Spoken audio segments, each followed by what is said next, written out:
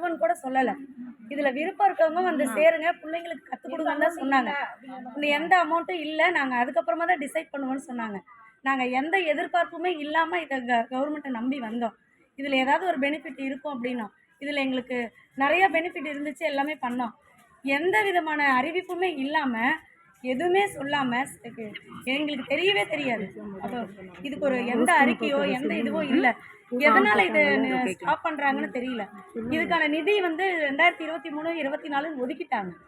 24, 25 ஒதுக்கிட்டு தான் எங்களுக்கு மெசேஜ்லாம் வந்திருக்கு, தகவல் வந்திருக்கு. நியூஸ்லலாம் கூட நாங்கள் பார்த்தோம்.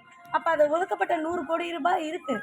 அப்படி இருக்கும்போது எதுக்காக யாருக்குமே சொல்லாமல், எந்த அறிவிப்புமே இல்லாமல் இது பண்ணணும்? இப்போ நாங்கள் இது வந்து பண்ணுறதுனால நாங்கள் வந்து எல்லாம் இப்போ ஈவினிங் ஆனால் கிளாஸ் எடுக்கணுங்கிறதுக்காக நாங்கள் எங்கேயுமே போகாமல் 3 வருஷமாக அதை கண்டினியூ பண்ணிட்டுருப்போம். எல்லா ஸ்டூடெண்ட்டுங்களுமே இதனால் வந்து பயனடைஞ்ச ஸ்டூடெண்ட்டுங்க எவ்வளோ பேருன்னு பெற்றோர்கள்ட்ட தான் ஒரு கருத்து கணிப்பு எடுக்கணும். யார்கிட்டையும் கருத்து கணிப்பு எடுக்காமல், யார்கிட்டையும் எந்த விதமான அறிவிப்பும் சொல்லாமல், இதை ஓகேவா இல்லையான்னு சஜஷன் கேட்காமையே அவங்களாவே வெளியில தெரியாம ஸ்டாப் பண்ணதுக்கு என்ன ரீசனே எங்களுக்கு தெரியலைங்க சார். அந்த வேலை ரீசனே தெரியல சார். இப்ப இந்த இல்லம் தேடி கல்வி மறுபடியும் தொடரணும் சரிங்களா?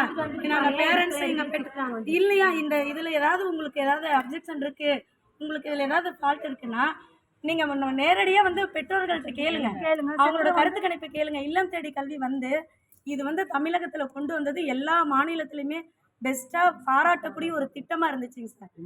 என்னோட பேர் சத்யாங்க சார்.